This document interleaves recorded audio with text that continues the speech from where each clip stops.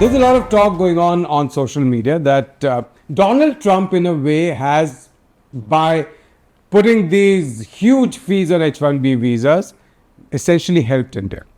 Now, what was H-1B visa doing to Indian talent? H-1B visa holders were going away. They were the really smart people. They were the brains trust who were going away. They were going there, building chips, building computer architecture. They were the brains behind artificial intelligence. Now, what Trump has done is that he's got them all to come back. In Hindi, as they say, अपने पैर पे Trump ने कुल्हाड़ी मार दी है. Now, is that true?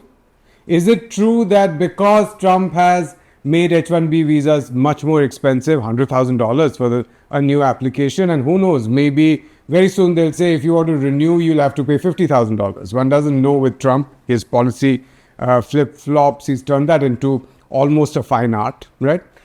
Is that true? Is that going to ensure that our really smart computer geniuses are not going to go to the US, and those who are already there will be forced to come back, and that will bring talent back to India, and that reverse brain drain will make India an AI and a chip making hub? We are the future. How far is that true? Well, let me start off with one story here, because I've just done a video last week, if you remember. Those of you who watched it, if you haven't, the link is in the description. You could watch it. I'd spoken about how H-1B visas are actually not taken by the big AI giants or the big giant tech companies of US, which is Google, Meta, OpenAI. These are not the people who actually hire people on H-1B visas. The most of these H-1B visas are issued by Indian IT majors, which is Infosys, TCS, Cognizant, Tech Mahindra. All these companies send people to work in the US. And I'd explained that essentially it was just on-site work that had to be done. If you had a contract with an American company, most of your work would be done in Bengaluru and Hyderabad, but there was some amount which couldn't be done through remote. And that had to be done in the office of your client out there in the US, and those were the people who were being sent on H-1B visas. In fact, if you look at the difference in pay, just look at the proclamation which came out of the White House on this H-1B visa. And the White House basically said that their assessment shows that entry-level tech workers who come on H-1B visas get 36% less than a similar local worker. So that means that if the US employer had to pay $100,000 to a local tech worker, all it costs is $64,000. And it's interesting that some studies show that the starting level pay of an H-1B visa holder is $65,000. Now, a local worker in the US who is a computer science graduate would end up being paid anywhere between $100,000 to $150,000. $100,000 to $135,000 is the starting level pay they would have to pay, because there's been a lot of inflation in the US, and this is the starting level pay you have to pay. Estimates show and that a starting level H-1B worker who goes for tech work gets between $65,000 to $80,000. Then it rises a little bit, moves into the higher level, and on an average, H-1B tech workers get $123,000. All right, that is significantly lower than what would have to be paid to a local worker. So tell me, is it likely that these are going to be AI geniuses, that these are geniuses? No, it's not likely. What happens is that if you really are a very, very brilliant computer science graduate, the big companies, the American companies hire you. Yes, they hire you in an H-1B, and then there is no, by the way, there's no time duration within which you can't be put on the green card fast track. So what happens is that you are on an H-1B, and then there are some other kinds of visas or work permits. One is called a PERM, perm. You're put on that within 6 months. It takes about 1.5 years for you to get on that. And by the time your first H-1B expires, which is in 3 years, you're already put on the track to get a green card. So the people who, the big corporate giants, the big tech giants of the world, the FANG and Mama giants, as they're called, want to hold on to, they're paid a lot of money. They're paid on an average $300,000 to $400,000 or even more. And if you add on to their bonuses, then they end up with $1 million or more. These are Indians, and many of them actually come out of our IITs and then go and do another degree in the West, and that gives them a special status. So they have an F1 student visa, they move on to what is called an OPT visa, which is an optional thing where they can take training. Essentially, it's a work visa which they can get for 2 years, right? They used to get for 2 years, and that made it easier for them to gradually get on to the green card path.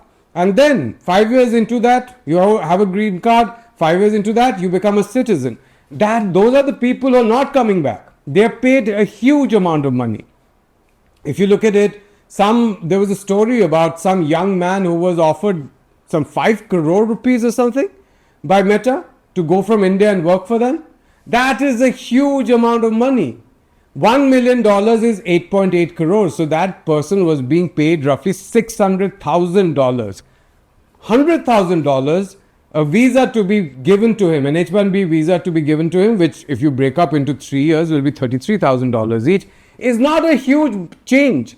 On $600,000 salary a year, $33,000 to be paid is not a significant more. It's 5-6% more. So those people will still stay on in the US. The people who are not being allowed to go are the on-site, what is called tech support workers. People who go there and manage the systems there, do your tech support within the office, ensure that your servers are running fine, make sure that things which cannot be remotely handled can be handled. And this, mind you, used to be a very revenue driving piece for Indian IT companies.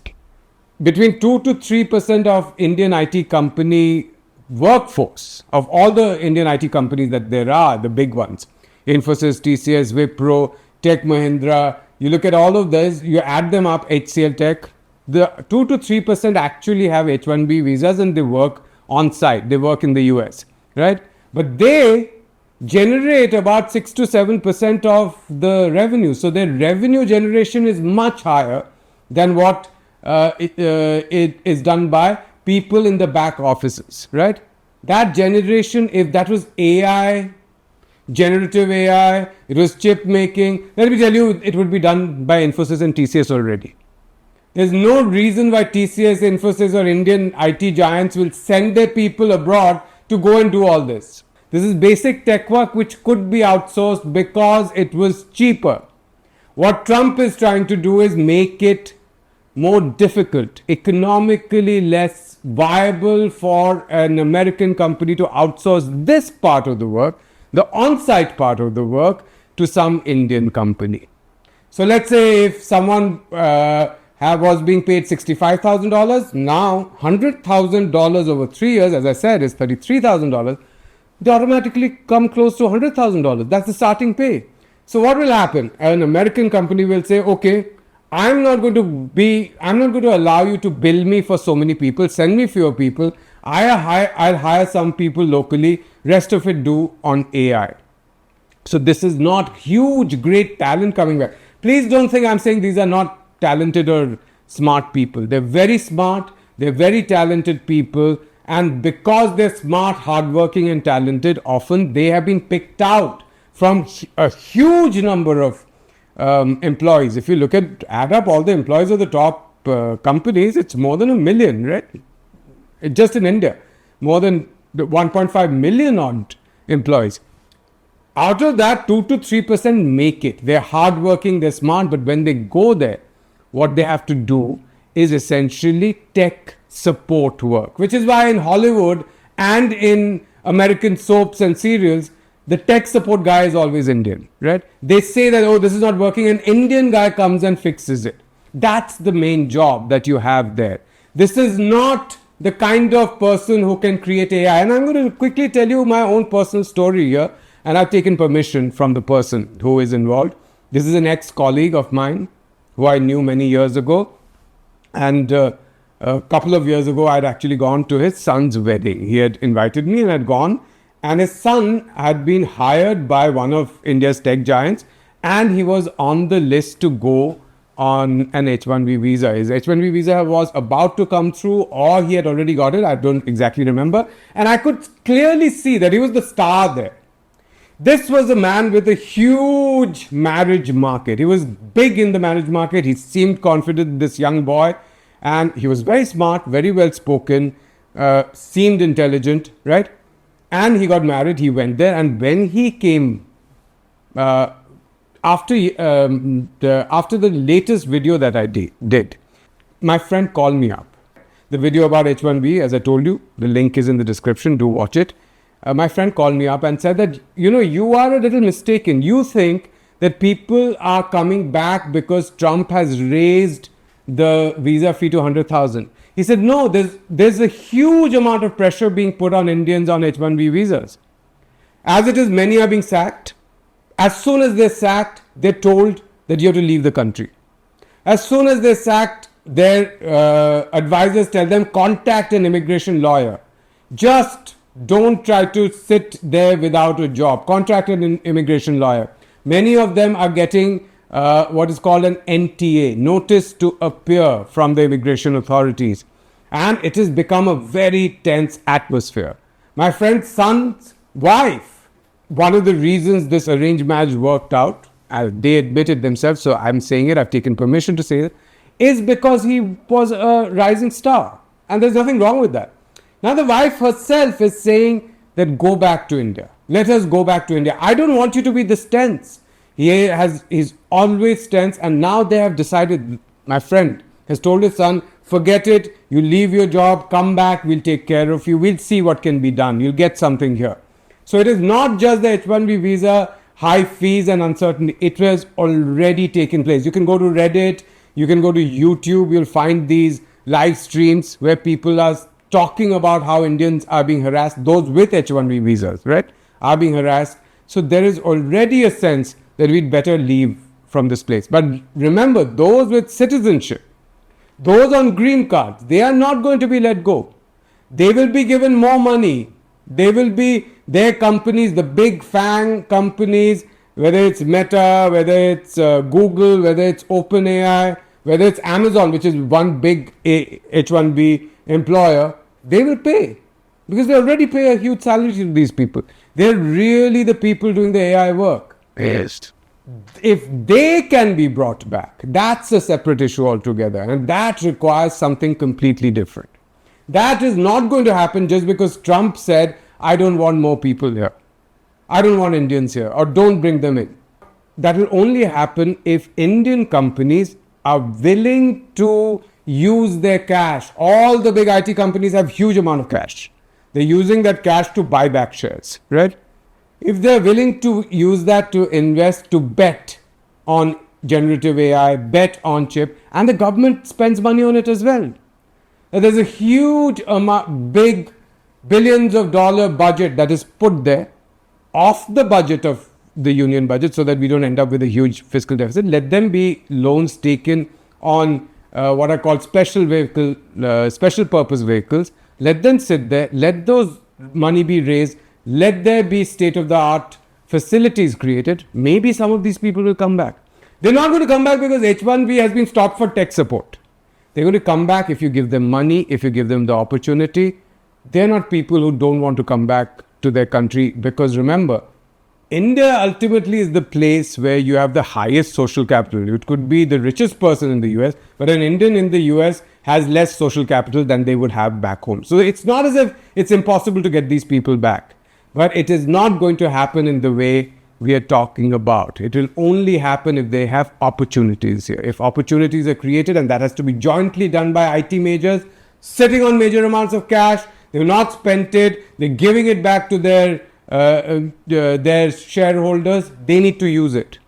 They should probably raise more money, and they should invest in AI, right? That will make the difference. And you can see the success of China, by the way.